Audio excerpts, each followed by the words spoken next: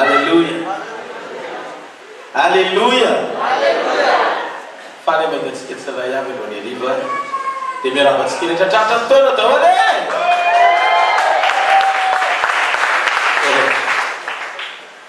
edene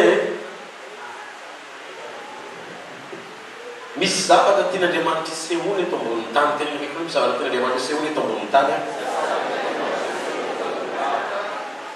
zavatra tsy latsaka zay fahaiza manaony efa sehoany hatramin'izay. Amen. Ty taona 2010 ty dia tao mpandresena mikorina ho amin'ny fahavokara-pamoronana. Andriamanitra efa nanomboka zany, nanomboka tany amin'ny 2011 Andriamanitra rehefa manao croisade tsika, nefa manomboka ny santariny amin'ny famoronana testifila tsy indraindray, manomboka zariny tsika, nanomboka zariny dia nanomboka natoba tsikelikely